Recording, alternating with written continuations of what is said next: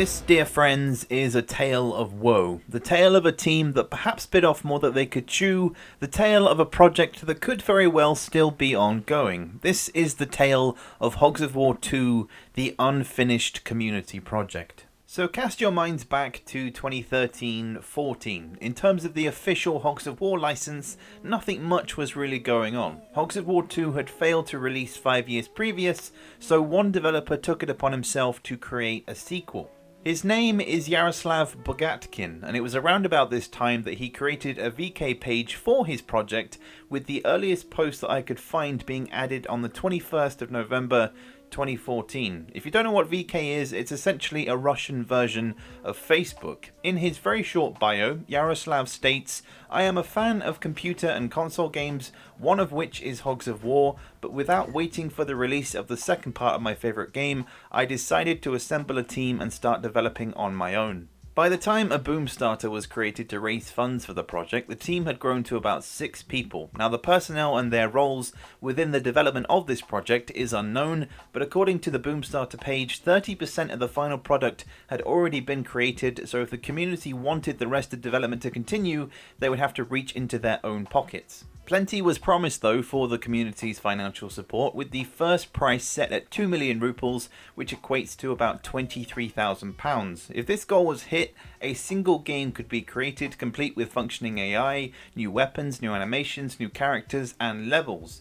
Beyond that, if the community could fork out an eye-watering 5 million rubles, which equates to just short of £60,000, the team could create a mobile version of the game for Android and iOS with 65 plus weapons, 25 plus missions, 15 different types of equipment, 36 different classes, and further improvements to sound, design and visuals. Now I'm no economist, but if you start with a price of development at 20k or above, then somewhere down the line something has gone horribly wrong. But nevertheless, backers began to pour money into the project, and there seemed to be a positive relationship between the community and the development team. Plenty of updates were posted on VK and other social media sites that the team were using, and the game's development seemed to be progressing quite nicely, with builds of the game being put out to the community to playtest, and feedback was also given.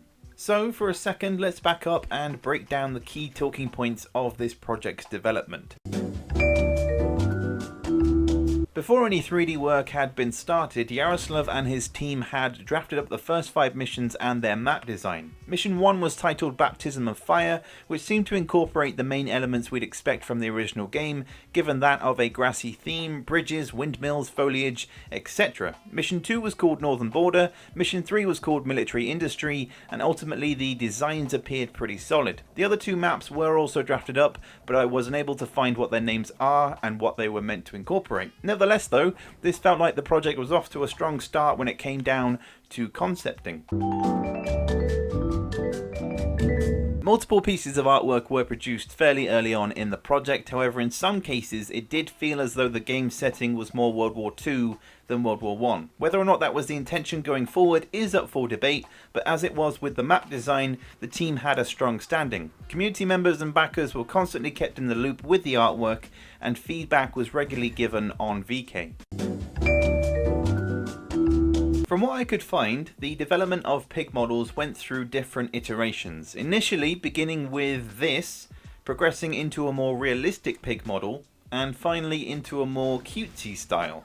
Now it's difficult to figure out which model the team ended up going with, as the majority of animation work that was shared by the team seems to feature the more realistic looking pig model, but then the gameplay screenshots and videos seems to show the cuter looking pig model. Regardless, early screenshots seemed very promising in displaying the team's progress, as the majority of work was being produced within Unity. The assets the team were producing seemed to carry their own art style too, with tents, crates and weapons being created in a fairly short period of time. Not only that, but the idea of vehicles and controlling them in-game was being thrown around as an idea, with screenshots of a biplane, an airship and tanks also being showcased.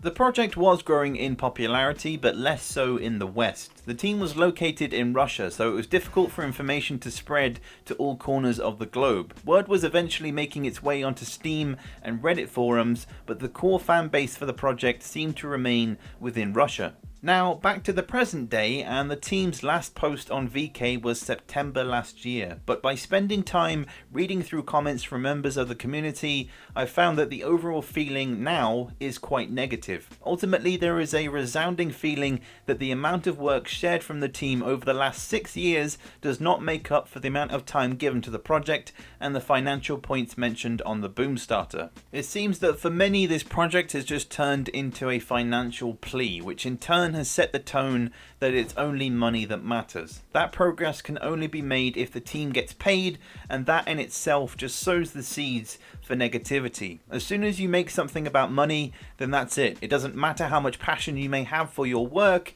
If you can't be willing to finish a project, then how would the community members want to back you? Please bear in mind that this video is a collection of my own findings on the project and how it reflects and impacts on the community. This video is in no way me bashing the team for the work that they've done on this project. If I were to give my own opinion, then I would say that I think the team didn't realize the overall scale of this project when they started. Just as it was with my animation series that I wanted to start that I mentioned in my last video, I didn't realize the scale of the task that I wanted to achieve until I got into it, and that's exactly what's happened here, except the idea of money is involved, which just makes matters worse. Whether or not the team's intentions were to end up with an easy cash grab through a Boomstarter, or if they simply fell apart at the seams because of financial requirements, once again, it's entirely up for debate, but I do have to say that the asking price does raise some alarm bells. Again, I'm no economist, but as someone who's already worked in the games industry, having a starting price of 23k for a project with so few personnel and experience is not a great start. The main issue lies with the lack of previous projects. This is a team created by someone who was a fan of the original game. If this project was started by an official company that had credibility, that had examples of previous work, then maybe the community would have considered and indeed trusted this team. Of course, the big question is, what about copyright? Well, this project was quick to mention this on the Boomstarter, stating that upon release the game would change its name to Wild Hogs, and that ultimately there is no violation of rights since all the author's content, including audio stream, voice acting, video clips, 2D and 3D graphics, is all done by our developers. Nevertheless, there could still be grounds for substantial similarities due to certain elements being too close to the original in terms of design or concept. The team claim on their Boomstarter, as I said earlier, that 30% of the final product is complete, and to finish the remainder of the project there needs to be financial incentive. I call it incentive because at the beginning of the project all team members were essentially working for free and in their own time, but how accurate any of my findings are of course open to scrutiny and debate. Conclusion: the idea of an official Hogs of War 2 game died over a decade ago, but one dude tried to remedy that by starting a very large project that in the end seemed to swallow him and his development team up. The community in Russia and those reading about it online were eager to see something develop, but in the end this project seemed to be engulfed by the inevitable issue of money. All I can do is speculate on what the team's true intentions really were, as this project seems to be dead in the water once again, only for the team to maybe appear a month or two later to plead for financial aid, which in turn just alienates this project for the community and its support even more. I feel some sympathy for this project, but I also feel it's gone too far to really see any further progress being made.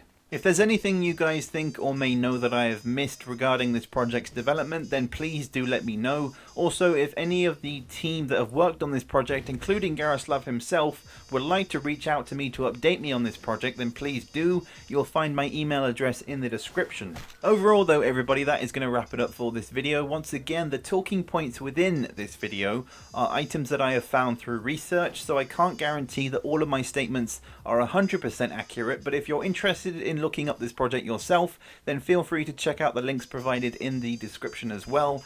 This video, I have to reiterate, is not intended to offend anyone relating to this project. It is simply an overview of my own perspective and its findings. Still, let me know your thoughts in the comments as always, and I will catch you guys later for the next one.